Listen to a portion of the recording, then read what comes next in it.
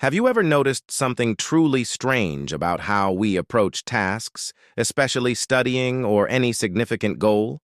It's a paradox that plays out in classrooms, offices, and homes every single day, often dictating who succeeds and who gets stuck. The students who constantly say, "I just don't feel motivated today," often end up studying the least. They're perpetually waiting for that elusive spark, that surge of energy, that perfect alignment of stars. They might spend hours planning their study session, organizing their notes, color-coding their highlighters, or even cleaning their entire apartment, all while the actual studying remains untouched.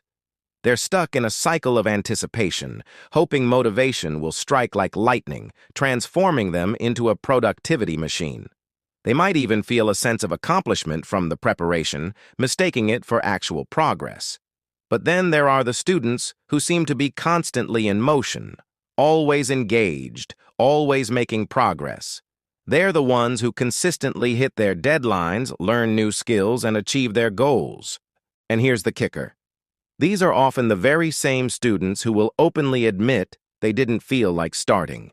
They just started. They pushed past the initial resistance, sat down, and began. They didn't wait for the feeling. They initiated the action. So what came first? The motivation or the action? Most students, and let's be honest, most people in general, believe they need motivation before they can begin. We've been conditioned to think that inspiration must precede effort. We wait for the right mood or perfect mindset. We tell ourselves, "I'll start my essay when I feel creative," or "I'll hit the gym when I'm really pumped up," or perhaps, "I'll finally tackle that overflowing laundry basket when I have boundless energy," or "I'll call that difficult client when I feel perfectly confident." This waiting game can extend indefinitely, becoming a comfortable, albeit unproductive, habit. But that feeling often never arrives. Or if it does, it's fleeting, a whisper quickly drowned out by distraction. You might find yourself scrolling through social media, watching another YouTube video, reorganizing your sock drawer, or even staring blankly at the wall, all while the task you know you should be doing looms larger and larger, casting a shadow over your day. The mental energy spent avoiding the task often far outweighs the energy required to simply start it. If you've ever spent more time waiting to study than actually studying, or waiting to start a project than working on it, this isn't just simple procrastination. There's a hidden psychological mechanism behind it, a subtle trap our minds fall into, often without us even realizing it. At first glance, it looks like a motivation problem. "I just lack willpower," we lament. "I'm not disciplined enough." We beat ourselves up, reinforcing the idea that we are inherently flawed.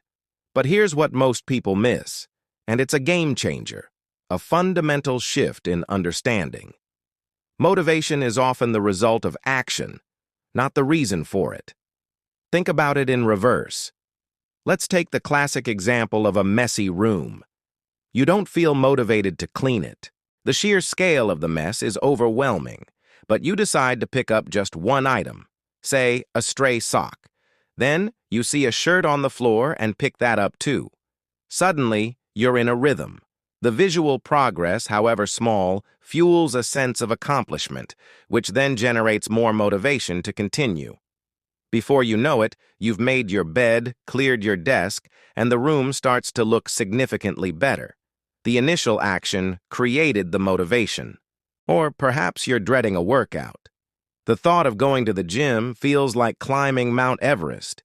You drag yourself out the door, telling yourself you'll just do a 10-minute warm-up.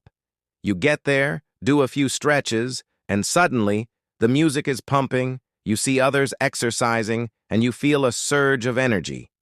You end up completing a full session, feeling energized and committed to finishing your routine. The act of starting, however small, created a feedback loop that propelled you forward. Consider a creative project, like writing a novel or composing a song. The blank page or the silent instrument can be terrifying. You might wait for inspiration to strike, for the perfect opening line or melody to appear fully formed. But what if you just committed to writing one sentence, no matter how bad, or playing one chord progression. Often, the act of engaging with the material, even imperfectly, unlocks ideas and builds momentum. The words start flowing, the melody takes shape, and the motivation to continue emerges from the creative process itself. The longer we wait, the bigger the task feels. That essay that seemed manageable yesterday now feels like a monumental undertaking.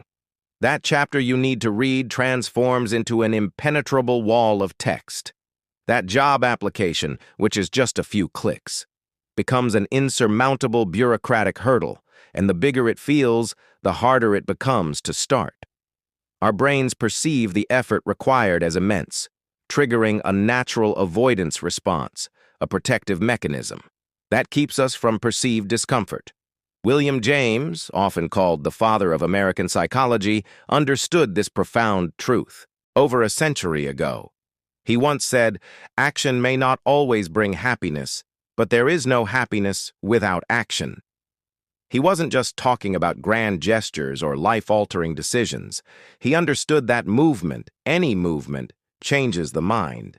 It shifts our internal state, our perception, and our emotional landscape. Action doesn't just complete work.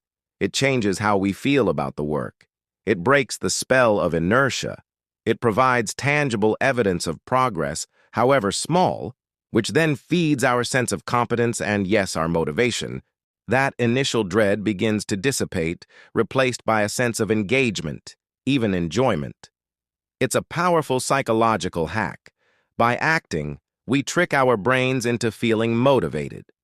If you're enjoying psychological breakdowns like this and finding new perspectives on everyday struggles, make sure to subscribe to Daily Reset Lab for more insights that can transform your approach to life. But let's dig a little deeper into the core issue. The problem isn't necessarily low motivation itself. It's the deeply ingrained belief that feelings must come before action. Once your brain accepts that rule, every study session, every project, every task depends entirely on your emotions. And as we all know, emotions are notoriously fickle. They constantly change. One small thing, a slightly bad mood, a distracting notification, a fleeting thought, a minor setback, can derail your entire plan. If you're waiting for that perfect emotional state, you become a slave to your feelings rather than the master of your actions. So what's one small, incredibly powerful thing you can do to break this cycle and reclaim control? Instead of asking, "Do I feel motivated?" a question that often leads to inaction and self-judgment. Ask yourself a different, more empowering question. What's the smallest action I can take right now? This reframes the challenge entirely. It bypasses the need for a feeling and focuses on a concrete, achievable step. It's about lowering the barrier to entry so significantly that resistance has no foothold. If you need to write an essay, the smallest action might be open the document, or write one sentence, any sentence, or outline 3 bullet points. If you need to study for an exam, read 1 paragraph, or do 1 practice problem, or watch the first 5 minutes of a lecture video. If your room is a mess, pick up 1 piece of trash, or put 1 item back in its place. If you need to start a new side hustle, research 1 competitor, or write down 3 potential business names. If you're learning a new language, learn 1 new word, or listen to 1 minute of a foreign language podcast. If you need to prepare a healthy meal, chop 1 vegetable, or look up 1 simple recipe. Because movement, however tiny, often creates the motivation you've been waiting for. It's like pushing a heavy object. The initial push is the hardest, requiring the most effort to overcome inertia. But once it starts moving, even slowly, it builds momentum. That momentum makes the subsequent pushes easier, and soon the object is rolling with less effort.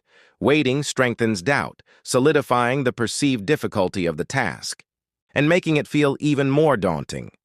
Movement, on the other hand, builds momentum, making the next step, and the one after that, progressively easier and more natural. So the next time you find yourself waiting for motivation, remember this crucial insight. Don't wait for the feeling to start. Start the action, however small, and the feeling will follow. You are not a passive recipient of motivation, you are its creator. If this changed how you think about studying or tackling any daunting task in your life, I highly recommend you watch our next video. Why you feel guilty when you're not studying?